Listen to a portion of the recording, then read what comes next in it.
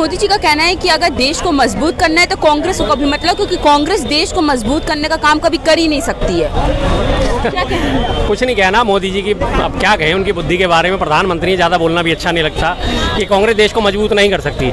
इसी मजबूती के कारण आप जब कांग्रेस के राज में 29 स्टेट्स का दौरा करके आए थे अमेरिका का, और वैसे आप झूठ बोलते हो कि मैं भीख मांगता था, 35 साल तक मैंने भीख मांगी है। और उसी कांग्रेस के राज में 35 राज्यों का दौरा भी करके आए थे, 29 राज्यों का, अमेरिका जा जाके। फिर आप कहते हो कि कांग्रेस देश को मजबूत नहीं कर सकती।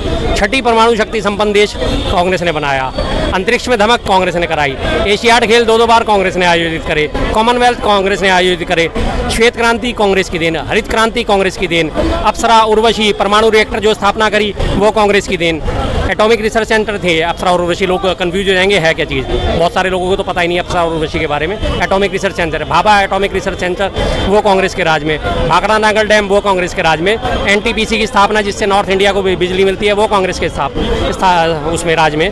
हिमाचल में जो बांध बना हुआ है, भाखड़ा नागल डैम हो गया, रेंद बांध हो गए, जितने बड़े बड़े बांध बनाए जिनसे आज देश को बिजली मिल रही है वो सारे कांग्रेस के राज में। और फिर तुम कहते हो कि कांग्रेस ने देश को मजबूत नहीं करा।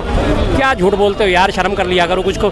और क्या मतलब कोई सेंस ही है, किसी चीज़ का कोई सेंस नहीं है। किसी दिन उसी कांग्रेस के राज में पूरे विश्व का भूगोल बदल दिया था, जब पाकिस्तान के 2 टुकड़े करके नया बांग्लादेश बना दिया था, उसी कांग्रेस के राज में ही तो बना था वो। तब आप क्या कर रहे थे, आप फिर भी उसमें भी झूठ बोलते हो। बांग्लादेश मुक्ति वाहिनी में मैं शामिल था, मैंने बांग्लादेश की मुक्ति संग्राम के लिए काम करा था।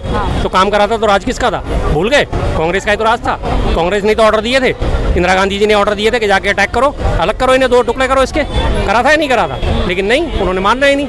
झूठ बोलने में कोई सानी नहीं है, बोले जाएंगे बेलगाम घोड़ी, बस सीधी सी बात है। तो मोदी जी लगातार ये बोलते हुए नजर आए अपने बयानों में कि कांग्रेस जो है सबसे झूठी पार्टी है, सबसे भ्रष्ट पार्टी है, वापस से जनता उनको ना लाए, नहीं तो भ्रष्टाचार वापस लाएगी कांग्रेस। हाँ बिल्कुल भ्रष्टाचार के सारे आरोप लगाते हो। भ्रष्टाचार साबित तो करो भ्रष्टाचार। जिसके ऊपर भ्रष्टाचार साबित होने वाला होता है वही आके बीजेपी का दामन थाम लेता है, वही पाक साफ हो जाता है। कांग्रेस के ऊपर भ्रष्टाचार के आरोप लगते हैं। कौन से कांग्रेसी को तुमने अंदर डाला, किसको भ्रष्टाचार के ऊपर अंदर डाला? अभी है क्यों? बार बात उठाते हैं सोनिया गांधी बेल पे, राहुल गांधी बेल पे। भ्रष्टाचार करा उन्होंने, भ्रष्टाचार करा। पिछले 10 साल से तुम्हारी सरकार है, दुनिया भर की तुमने ताकत लगा ली, फिर भी उन्हें अंदर नहीं कर पाए।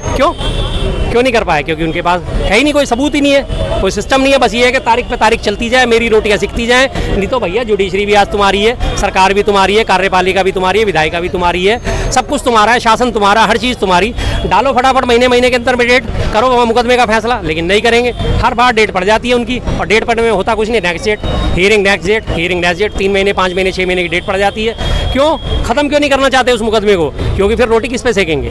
लोगों को बताएंगे कैसे कि हेराल्ड केस में ये अभियुक्त हैं? जब मुकदमे से फैसले से वो बरी हो जाएंगे, मामला ही खत्म हो जाएगा। जब मामला ही खत्म हो जाएगा तो इनके पास रोटी सेकने के लिए कुछ नहीं बचेगा। इसलिए मुकदमे को आगे खिसकाए जा रहे हैं लगातार। नहीं तो पिछले 10 सालों से तुम केंद्र में बैठे हो, ईडी तुम्हारी, सीबीआई तुम्हारी, आईटी तुम्हारी, तमाम एजेंसियां तुम्हारी, आईबी तुम्हारी, रॉ तुम्हारी, सब कुछ तुम्हारा, हर चीज तुम्हारी। और सबसे बड़ा मीडिया तुम्हारा, चरण चुंबक चाटुकार जो है मीडिया, वो तुम्हारा। उसके बावजूद तुम कुछ नहीं कर पा रहे हो, तो फिर इसका क्या मतलब निकलता है? झूठ तुम बोलते हो कि हम बोलते हैं?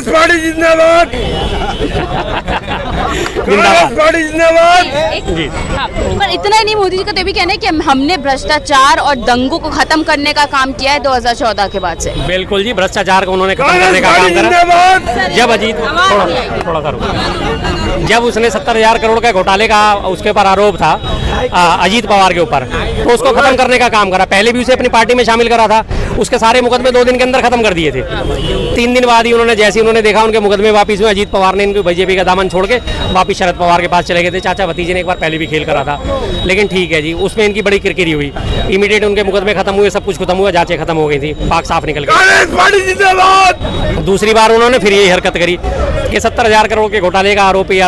उसके बाद उन्होंने, अजीत पवार ने इनका दामन थाम लिया, भ्रष्टाचार खत्म। अजीत पवार ने जैसी बीजेपी शामिल हुए, भ्रष्टाचार खत्म। शुभेंदु अधिकारी पश्चिम बंगाल में जब तक ममता बनर्जी के साथ थे, पक्के भ्रष्टाचारी थे, बहुत बड़े भ्रष्टाचारी थे। जिस दिन बीजेपी में आए, भ्रष्टाचार खत्म।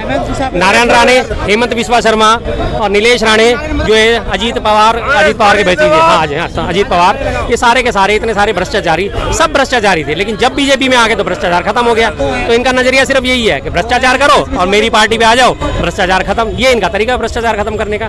जेन्युइन तरीके से भ्रष्टाचार इनके बस की नहीं है। सबसे बड़ा भ्रष्टाचारी खुद है। 18 करोड़ का ये 1 किलोमीटर का टेंडर पास हुआ था इसका, द्वारका एक्सप्रेसवे का। 1 किलोमीटर को बनाने में 250 करोड़ रुपए लगा दिए। तो भ्रष्टाचारी कौन भ्रष्टाचारी? सबसे बड़े भ्रष्टाचारी तो यही। 18 करोड़ को 250 करोड़ में आप बना रहे हो, तो भ्रष्टाचारी कौन? राजकोट एयरपोर्ट जो है उसकी छत का ढह गई, सबसे बड़ा भ्रष्टाचारी कौन? आपने नई वो बनाई पार्लियामेंट, पिछले जो करीब करीब 80-90 सालों से एक हमारी पुरानी पार्लियामेंट खड़ी, आज तक उसमें एक भी ईंट नहीं खिसकी, उसमें से पानी का एक बूंद नहीं टपकी। नई जो पार्लियामेंट अभी 1 साल भी नहीं हुआ बने हुए, पिछली बरसातों में टपक गई, पानी टपक रहा था। भ्रष्टाचार किसने करा? आपने, हमने। एयरपोर्ट की छतें वो टपक रही थी, वंदे भारत वो टपक रही है, ट्रेनें जो नहीं चल रही हैं वो टपक रही हैं, राजकोट एयरपोर्ट की छत वो गिर गई, जबलपुर एयरपोर्ट की छत वो गिर गई, सड़कों पे गड्ढे हो रहे हैं, वो भ्रष्टाचार जो इनकी ड्रोन टेक्नोलॉजी थी। और सबसे बड़ी बात, राम मंदिर में भी कितना बड़ा भ्रष्टाचार करा। पहली मंजिल उसकी तैयार हुई थी और उसको दिखाने के बाद उसको खोल दिया और उसी की छत टपक गई, पहली बरसात में वो भी लीक कर गया। तो भ्रष्टाचार कौन, हम या आप? अच्छा, मोदी जी का ये भी कहना है कि जिस तरीके से कांग्रेस के नेता लगातार आरक्षण के खिलाफ बयान देते हैं, उससे साफ साफ उनकी नीति दर्शाती है कि किस तरीके की नीति है कांग्रेस। आरक्षण के बारे में इनका बयान किसी दिन भी ना भी राहुल गांधी जी को पूरा पढ़ लें तो उन्हें समझ में आ जाएगा। लेकिन बहुत बड़े अफसोस की बात है कि बीजेपी में सारे अंधभक्त महामूर्ख भरे पड़े हैं, अनपढ़ भरे पड़े हैं, जिन्हें पढ़ना नहीं आता। एक लाइन पढ़ते हैं, दूसरी लाइन पढ़ते ही नहीं कभी भी, सिर्फ एक लाइन पढ़ते हैं, दूसरी लाइन नहीं। उन्होंने कहा जब तक भारत में सामाजिक समरसता नहीं हो जाती, जिस दिन भारत में सामाजिक समरसता हो जाएगी उस दिन हम आरक्षण खत्म कर देंगे।